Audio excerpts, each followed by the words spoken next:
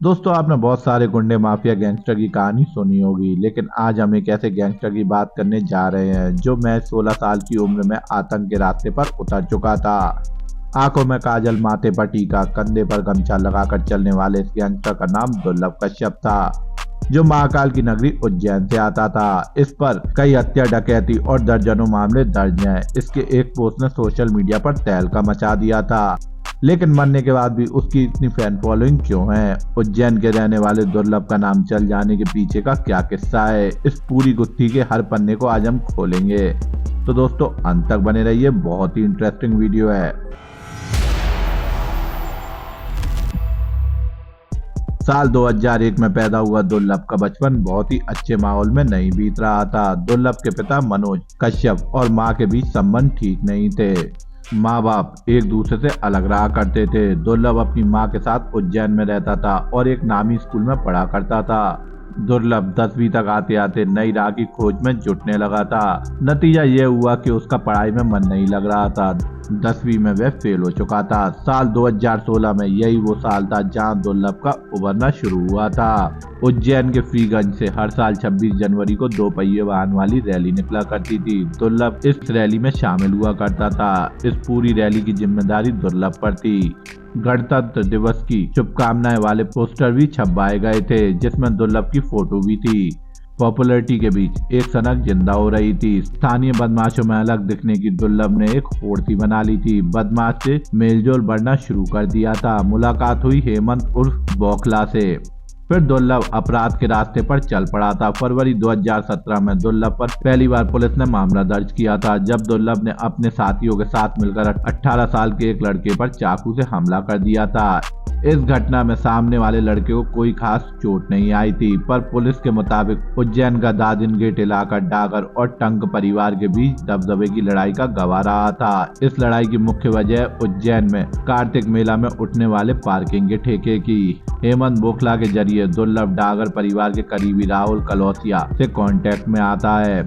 कलौसिया को अपने कारोबार चलाने के लिए लड़कों की जरूरत थी और दुर्लभ कश्यप पर लड़के भी थे। दुर्लभ और उसके साथियों को पनाह दी जाने लगी। कलौसिया ने उज्जैन के बाहरी इलाके में मौजूद एक फार्म हाउस को दुर्लभ और उसके साथियों के लिए खोल दिया था। गैंग के लड़के यहाँ आते थे और शराब गांजे के नशे में डूब जाया करते थे। बदले में ये लड़के किसी भी वारदात को अंजाम देने के लिए तैयार रहा करते थे। दुर्लभ पर जनवरी 2018 में पहली बार हत्या का मुकदमा दर्ज किया जाता है। 11-12 जनवरी की रात को दुर्लभ और उसके साथियों का आमना सामना टंक परिवार से जुड़े कुछ लड़कों से हुआ। इसमें दोनों गुटों के लड़के घायल हो जाते हैं। फिर दोनों गुट अपने साथियों को लेकर उज्जैन के सिविल अस्पताल पहुंच जाता है। यहाँ फिर से दोनों गैंग आपस में टकरा गई थी। दुर्लभ गैंग के लड़कों ने अर्पित और कान्हा पर चाकू से हमला कर डाला, जिससे 13 जनवरी को उसकी मौत हो जाती है। इस मामले में दुर्लभ और उसके साथियों को आरोपी बनाया गया। दुर्लभ और उसके साथी राजदीप उस वक्त नाबालिग थे, जिस वजह से उन्हें उज्जैन के बाल सुधार गृह में भेज दिया जाता है। 4 महीने काटने के बाद दोनों को इस केस में जमानत मिल चुकी थी। दुर्लभ का एक साथी रह चुका एक लड़का बताता है कि दुर्लभ को फोटो खींचने का बहुत शौक था। वह उज्जैन के अलग अलग पेशेवर फोटोग्राफर से अपनी फोटो खिंचवाया करता था।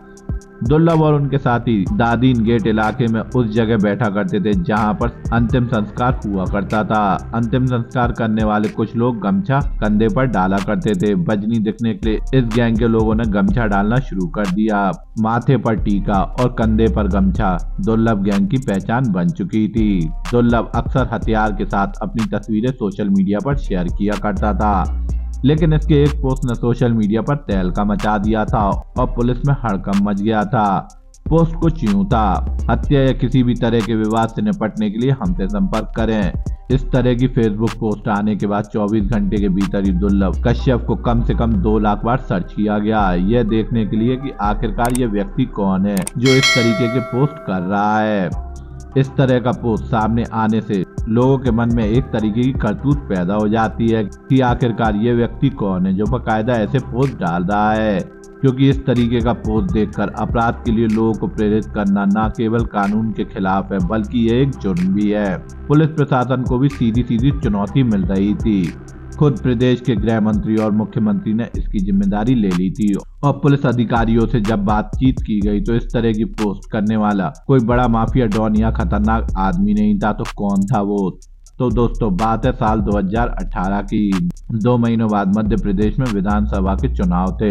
उज्जैन के तत्कालीन एसपी सचिन अतुलकर एक प्रेस कॉन्फ्रेंस कर रहे थे।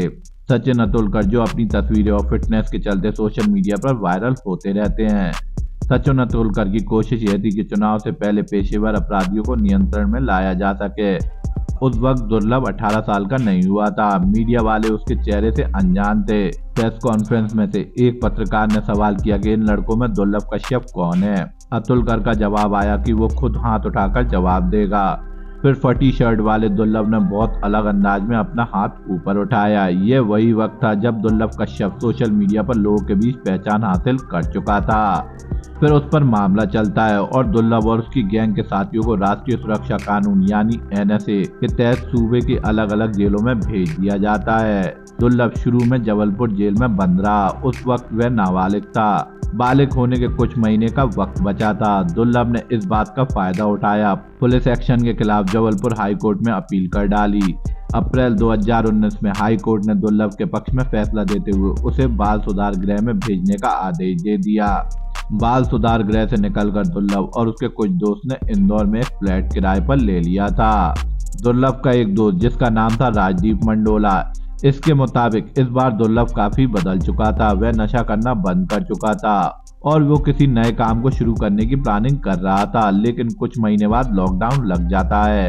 फिर सभी को उज्जैन लौटना पड़ता है। सितंबर 2020 में लॉकडाउन खुल चुका था लेकिन नाइट कर्फ्यू जारी था। इसी महीने की 7 तारीख को दुर्लभ ने अपने साथियों को अपने घर पर बुलाया था। अब रात हो चुकी थी और सबको सिगरेट की तलब लग रही थी, लेकिन सारी दुकानें बंद हो चुकी थी और रात में चलने वाले चाय के खोखे भी बंद हो चुके थे। इसी बीच दुर्लभ का एक दोस्त बोलता है कि मैं केलावाड़ी से आ रहा हूँ, वहाँ एक चाय की दुकान रात भर खुली रहती है। बस दुर्लभ और उसके 4 साथी बाइक पर सवार होकर कोलावाड़ी पहुँच गए। यहाँ दुर्लभ का एक विरोधी गैंग भी सक्रिय हुआ करता था। इस गैंग का नाम था KKC गैंग, कुत्ता कमीना चीज। इस गैंग का लीडर था रमीज। केलावाड़ी के जिस दुकान में दुर्लभ अपने दोस्त के साथ चाय पीने गया था उसका मालिक था अमन उर्फ भूरा, जो रमीज का भाई भी था। दुर्लभ उन दिनों कुख्यात हो चुका था। दुर्लभ अपने 4 साथियों के साथ एक तरफ बेंच पर बैठा हुआ था, चाय का इंतजार कर रहा था। तभी वहाँ शहनवाज, इरफान, शादाब, राजा और रमीज के साथ 12-13 लोग आ जाते हैं। दोनों ग्रुप आमने सामने बैठे हुए थे और दुर्लभ की आंखों ही आंखों में शहनवाज के साथ तकरार चल रही थी। तभी शहनवाज उससे कहता है कि ये मेरा इलाका है। इसके जवाब में दुर्लभ ने कुछ ऐसा कहा कि शहनवाज को मिर्ची लग चुकी थी। तो दोस्तों बात कुछ यूं है कि दुर्लभ ने कहा कि मैंने फिल्मों में सुना था कि इलाका कुत्तों का होता है, आज देख भी लिया कि मैं कुत्तों के इलाके में बैठा हूँ। यह बात अब मारपीट तक पहुंच चुकी थी और मारपीट जान लेने देने की सिचुएशन बन जाती है। इसके बाद दुर्लभ कश्यप अपने दोस्तों से कहता है कि तुम लोग भाग जाओ, मैं इन सब से अकेले निपट लूंगा। इसके बाद वे अपनी जेब से पिस्टल निकालता है और सीधा शहनवाज पे फायर कर देता है। गोली शहनवाज के सीने में लगती है, वह घायल होकर नीचे गिर जाता है। इसके बाद दुर्लभ बिल्कुल अकेला पड़ चुका था और शहनवाज के बाकी साथी उसके ऊपर चाकू लेकर टूट पड़ते हैं। दुर्लभ कश्यप के शरीर पर 34 बार चाकुओं से हमला किया गया था। बताया जाता है कि चाय की दुकान वाला अमन उर्फ भूरा भी शहनवाज और उसके साथियों से कह रहा था कि इसे मार दो, अगर यह बच गया तो हम में से किसी को जिंदा नहीं छोड़ेगा। इसके बाद पुलिस कुल 9 आरोपियों को अरेस्ट करती है और उन्हें जेल भेज दिया जाता है। दुर्लभ के मरने के बाद भी उसका डर उसके दुश्मनों में इतना रहता है कि वह उस रास्ते से नहीं गुजरते हैं जहां दुर्लभ के चाहने वाले मौजूद होते हैं। दुर्लभ कश्यप की मौत के बाद उसकी मां भी दुनिया को छोड़कर जा चुकी थी, लेकिन कई राज्यों में उसके नाम की मौजूदगी आज भी सुनाई देती है। पर दुर्लभ कश्यप सोशल मीडिया पर आज भी जिंदा है। तो दोस्तों ये थी दुर्लभ कश्यप की कहानी। आपकी क्या राय है हमें कमेंट में जरूर बताइए और हमारे चैनल को सब्सक्राइब करना ना भूलिए। जब तक के लिए धन्यवाद। जय मां भारती।